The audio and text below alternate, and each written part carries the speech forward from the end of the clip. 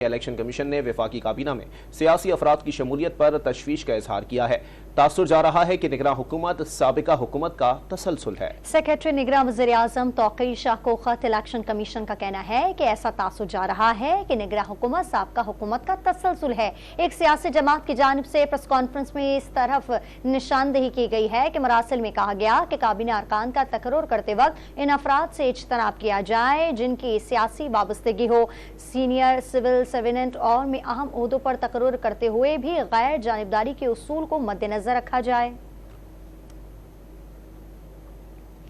यहाँ पर आपको खबर दें कि मियां नवाज शरीफ और शाहिद खाकान अब्बासी के प्रिंसिपल सेक्रेटरी फवाद हसन फवाद को निगरान काबीना में शामिल किए जाने पर इलेक्शन कमीशन ने तशवीश का इजहार किया है। इलेक्शन कमीशन ने निगरान हुकूमत को खत लिख दिया है और मरासिल में कहा है कि तासुर जा रहा है कि निगरान हुकूमत साबिका हुकूमत का तसलसल है। इस सिलसिले में बात करने के लिए हमारे साथ मौजूद हैं सीनियर तज्जियाकार जाहिद हुसैन साहब।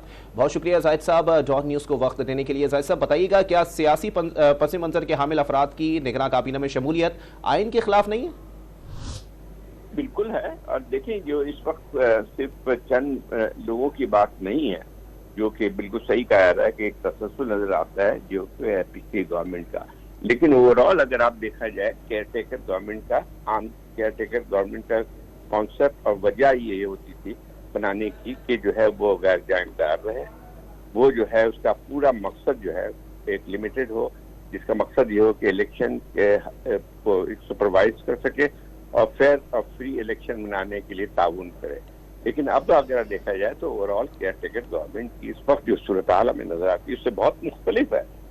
आप ये बात सही है कि जो बहुत सारे ऐसे लोग हैं जिनकी एक वाबस्तगी सियासी तौर पर रही है, मे नॉट बी के जो है वो किसी पार्टी के मेंबर नहीं होंगे, लेकिन एक बिल्कुल एक हकीकत है कि बहुत से इसमें तो कुछ ऐसे भी नाम है जो पिछली हुकूमत में उनके पास पौधे भी थे, उनके पास वजारत भी थी।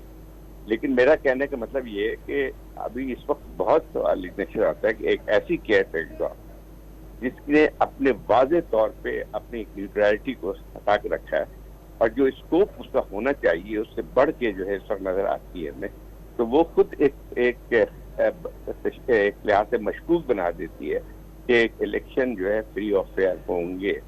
आपको वज़ीर आज़म जो बने हुए हैं केयर टेकर, उससे पहले 3-4 और रह चुके हैं मुख्तलिफ अखबार में। मैंने तो कभी भी जिस किस्म के सियासी बयानात ये दे रहे हैं तो वो तो मैंने पहले कभी भी नहीं सुने थे, ना ही केयर टेकर प्राइम मिनिस्टर की जॉब है ये। लेकिन ऐसा मालूम होता है कि वो हर मसले पे अपनी राय दे रहे हैं, तो उसका पूरा जो कॉन्सेप्ट एक लिहाज से एक न्यूट्रल केयर टेकर का होना वो तो खत्म हो चुका है। और मेरे ख्याल इलेक्शन कमीशन ने बहुत देर की है कि अपने जो है ताज़ा उठाने में। उनको तो इस पे भी जो है नोटिस लेना चाहिए कि जिस किस्म के बयानात, सियासी बयानात केयर टेकर प्राइम मिनिस्टर की तरफ से लिए जा रहे हैं, वो भी एक कहा जा सकता है कि वो उस चीज के खिलाफ है, बुनियादी चीजों के, जिसका मकसद ये था कि केयर टेकर गवर्नमेंट का एक न्यूट्रल हो, गैर जानिबदार हो, ताकि इलेक्शन फ्री एंड फेयर हो सके। इलेक्शन कमीशन ने एतराज़ात उठाने में देर की है। हमारे साथ मौजूद थे सीनियर तज्जियाकार जाहिद हुसैन साहब, आपका शुक्रिया।